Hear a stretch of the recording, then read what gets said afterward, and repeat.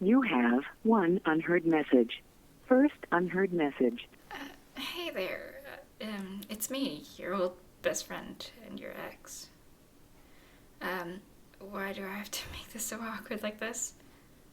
Honestly, I know you probably don't want to hear from me, and I don't know if you ever have my number saved anymore, and I thought it would be a miracle that you didn't even have my number blocked already. I just wanted to talk to you since I haven't heard from you in years. You haven't returned my calls. I understand that. I know I deserve it after what happened between us, but it still hurts. I don't even know if you're still listening. As far as I know, I might be talking to a void after you delete this message. If you haven't done that already, thank you for hearing me out. Well, to start off, how have you been? I know I'm talking to a voicemail machine right now, but I could figure I asked on the offhand chance you decide to return this call. It's just been a long time. I want to know how you've been doing these past years.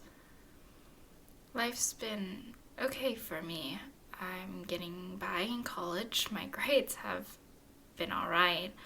Problem is, adjusting to the college life has been hard with a pandemic, and high school was pretty much cut short with all that. So, where are all my friendships? Alone, with no hobbies to speak of. It feels like I've put back in square one before I met you. This isn't a half-assed way to ask you to take me back. I know how it was last time, and the last thing I want you to do is put you through that again. You have your life, and I have mine, and I won't do that to you. All I want to do is, with this call, is just explain what was going on in my head when all this was happening. No more excuses like before, I promise. I'm not going to justify anything either. I know what I did was horrible and wrong. All I want is for you to hear me out. I guess the best place to start is when we first started talking in middle school. I know it's cliche, the whole "it all started when I was born" trope, but still important. At the time, I was going to church and just starting the youth group here. Much like anywhere else, I was a loner kid, the one that just sat there and did what I had to do and got out when the little hand hit 7. I was never really too religious. I could just never gather up the energy in order to really get into it. I kind of figured, why bother when I couldn't even get myself excited to do anything about it, you know? At least for a little while, though. That changed when I met you. I really don't remember the details, but I imagine you were the one who approached me. The one thing that was for sure was we hit it off quickly. I'd seen you around, but I'd never talked to you because we never had a chance before. But now that we could, we found out that we shared some of the same interests like anime, manga, and all the other weeb stuff. And we also liked sharing our other interests with each other. Before we knew it, the rest was history. Every time we were together at youth group or some church factory or trip, we're always seen together, talking like no one else was around. You probably know how much they shipped us together at church. They were pretty much inseparable, glued to the hips, as some people might have said. Even when you weren't there, I would be waiting by the parking lot for a bit to see if I could spot the green car your parents would be taking you in. When you weren't, I was bored, basically just waiting for it to end. Without you, there was no point in going, especially since for a while that there was only time where I could see you during the week. All I could think about when I was there was you. Finally, I had someone to trust and confide in, even with my deepest secrets.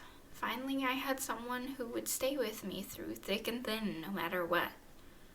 Finally, I had a best friend. I didn't feel alone anymore.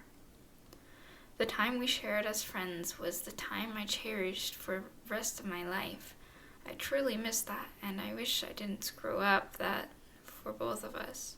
I thought that we had an unbreakable bond, but I was the one who proved it wasn't.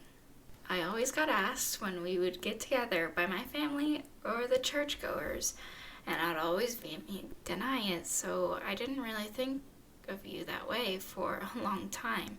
It wasn't until high school when I got you a teddy bear as a souvenir from the convention until I sat down and thought over my feelings towards you. What I ended up realizing was that there isn't a lot of people that would wait for someone to show up, even though there was no way of knowing whether they were going. There wasn't a lot of people that give gifts like teddy bears to people they only consider friends. I realized that I didn't just think of you as a friend, but I liked you. It took quite a while for me to finally confess to you, and to find out you've actually felt the same was exhilarating. For a time, everything felt like bliss. Being in a relationship with my best friend I've known for years felt like a dream. That bliss led me into my first 2 mistakes, though I put too much stock in the relationship when it had just started, and dropping the L word, and I said I wished it could last forever before either of us was really ready.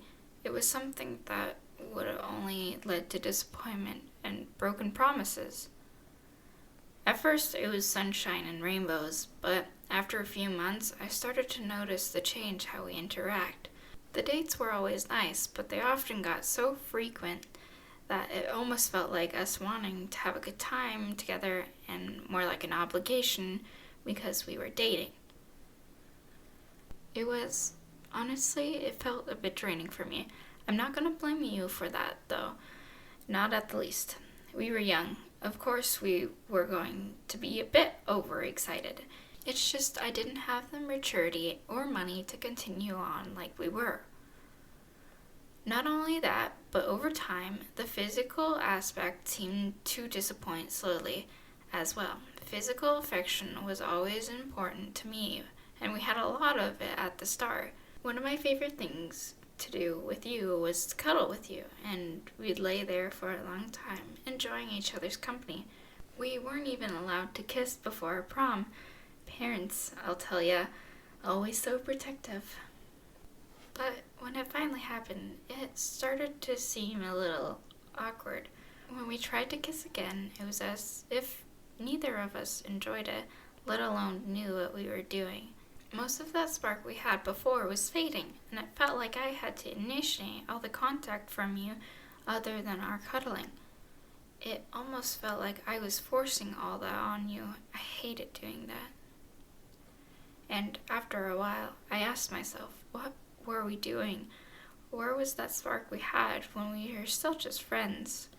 Why was it that everything seemed to be falling apart? Was it just a phase we had worked through, or was simply not meant to be? Even after months of this, nothing was getting better. Our paths were going in different directions. I decided that things weren't going to work out, and we had to break up.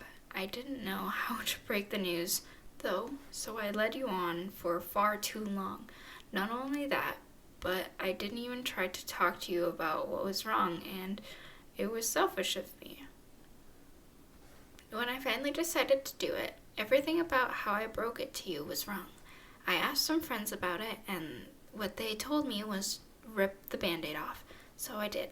But instead, I ended up ripping it off so painfully as possible. I ended up humiliating you and tearing your feelings apart and throwing away any sliver of chance of us being friends again. I saw you were hurting and I kept going. I said some things that I would never dare to repeat again, and I treated you like garbage. Just like that, I threw away the bond I treasured most of all. I called you because for all of it, I want to apologize. Everything I did to you was inexcusable, and I understand you wanting to just forget about me. I'm sorry, and I don't ever want to hurt you like that again. This isn't me trying to ask for forgiveness or even to call back. You were my best friend, someone that I should have treated with respect, even at the worst times, and I couldn't even do that. Even after everything I did, I still care about you, and above everything else, I wanted you to know that. The point of the story was to tell you how much I valued your friendship. What I realized during our relationship was that I missed that time when we were still friends, when we just hang out and didn't worry so much about the little things. Some parts of me wish that we still stayed that way, instead of the way it ended up. I just missed when you were my best friend. I guess the whole point was that despite everything, I never once stopped considering you my best friend. I wanted you to know that even if I never hear from you again, I still want to support you in whatever you're doing right now. I know that things can never be the same, but I still want to be there for you all the same. I promise you that this will be the last call I make. Just know that I'll be here if you want to talk. Alright, I think that's about enough. If you're still listening to this, thank you so much. You have no idea what this means to me. Just know that no matter what, I will always be your friend. It's selfish, but a small part of me wants to think that just a little bit you might feel the same. Bye.